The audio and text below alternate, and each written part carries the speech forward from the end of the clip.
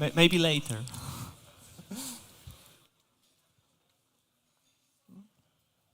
Okay.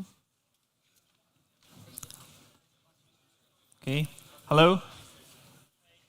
Are you ready? Okay. Awesome. Okay. So hello. My name is Krzysztof Porębski, and I'm not a DevOps. I'm not a Rancher expert. By no means, I am a Kubernetes expert either. I know, that's a shame if you consider that this is a Rancher/Kubernetes conference, but I'm just a simple software engineer. In this short talk, I would like to tell you what changed in our organization since we adopted Rancher. And by Rancher, I of course mean Kubernetes. Because from a simple software engineer's point of view, this is what Rancher is. A piece of technology that allows you to painlessly introduce Kubernetes to your organization. You cannot really begin to appreciate your life with Kubernetes until you compare your life with and without it. When I joined StoneX, or Gain Capital, as the company was called before the big acquisition, we haven't been using Kubernetes. Even though I thought, and deep inside I still think, that our CI/CD pipelines were pretty decent. All of our services were hosted on Windows virtual machines. Most of our source code was kept in Git repositories, with a handful of embarrassing exceptions. Some really old projects were kept in TFS. But in general, it wasn't that bad. We were using TeamCity as our build tool, and Nolio was our deployment and release management tool. From the bird's eye view, our CI/CD pipelines looked more or less as follows. When an engineer implemented a new feature or fixed a bug, he or she had to submit a pull request. So the proposed changes could be reviewed and looked over by other fellow engineers. Each pull request triggered a job in TeamCity that built our application and executed automated test suite against the change. When all the tests were passing and code review was finished, we were ready to merge our PR to dev branch. Another job on TeamCity kicked in and executed the whole build process again. This time, we've built artifacts as the final output. These build artifacts in the form of binaries and accompanying them configuration files could then be picked up by one of our QA engineers and deployed to pre-production using Nolio. At this point, the quality assurance phase started. Having the green light from our QA buddies, we can safely merge our dev branch back to master. Another job in TeamCity, and at some point in future, we could schedule the release to production. As you may remember, I described the CI/CD pipelines as pretty decent. I was very specific about it because pretty decent by no means mean perfect. They worked, and we didn't know any better, but you can easily pinpoint some issues in the description I have just provided you with. For starters, our deployments weren't repeatable. What does it mean to have a repeatable deployment? You may ask. It means that what you are deploying to production should be as close as possible to what you have deployed and verified on non-production environments. In our case, it clearly doesn't seem to be close enough. With separate branches for pre-production and production environments, we were deploying slightly different flavors of our software depending on target environment. That's a problem. Huge problem, as it allows some subtle bugs and issues to slip by unnoticed. We traded this for an illusion of control of what actually gets into production.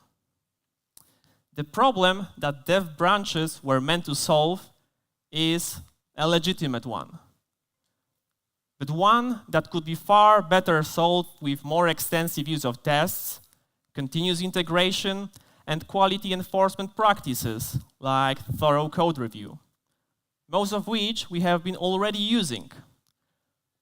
What was missing was the right tooling to actually connect the dots.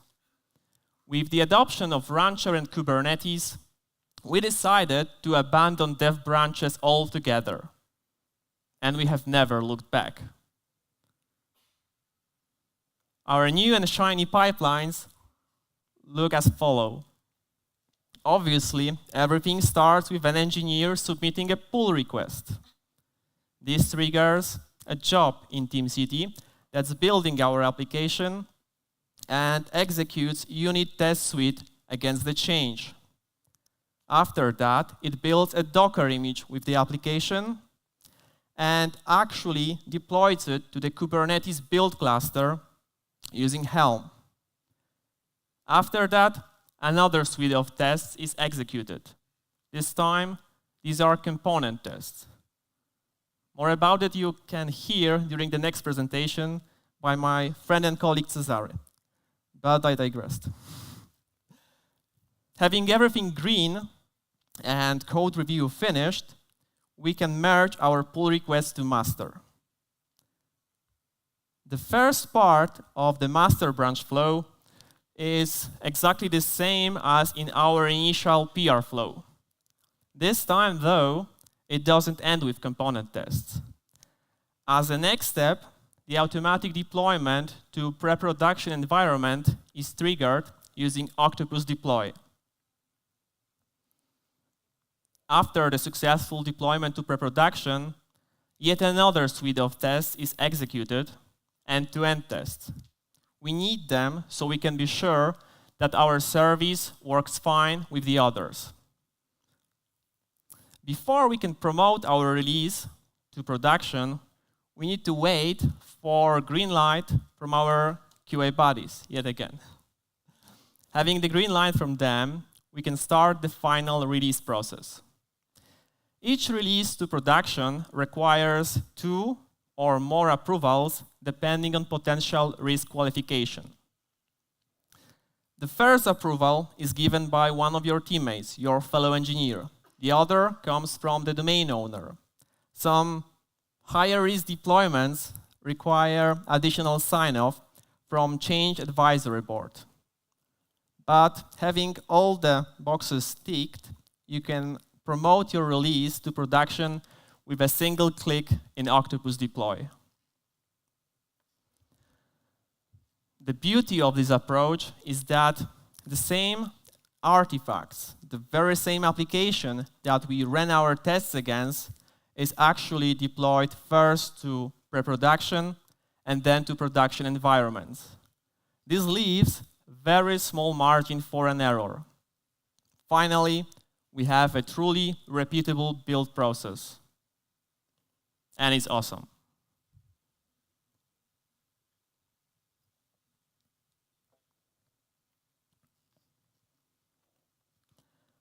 Another huge win that Rancher and Kubernetes brought into our organization is in terms of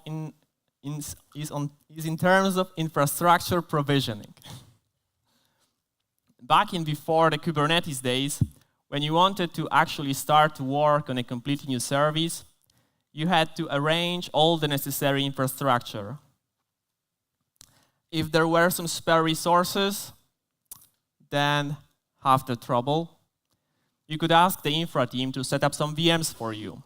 Otherwise, you had to actually request the physical boxes. and this could take time. Days, if you are lucky, weeks, or even months with the disturbed supply chains. It wasn't that uncommon to see multiple different services running on the very same VMs without any isolation. Obviously, setting up VMs was not the final step in our journey. Having the VM up and ready, you had to ask the ops team to install all the dependencies that your application might need, like the specific version of .NET or, God forbid, Java. If your service were to be exposed as via HTTP protocol or any other networking protocol, you had to also then some DNS configuration would come in handy. So your clients don't have to know its IP by heart to actually talk with it. The networking team would also configure a load balancer for you. It all took time and prevented us from moving fast and answering quickly to business challenges.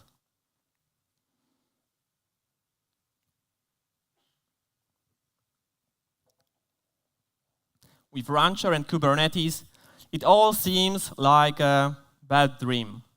You want to start to work on a completely new service? Good for you.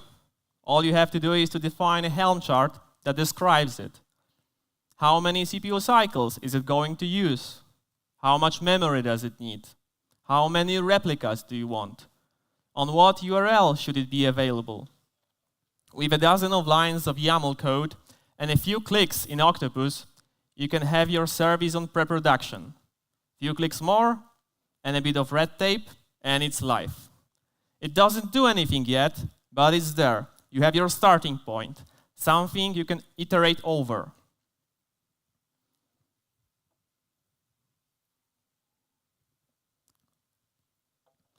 All the dependencies that your application needs can be defined as part of your Docker image. So everything your service actually needs is deployed with it every single time. If it works on the test phase, you can be fairly certain it will work on production as well. No surprises.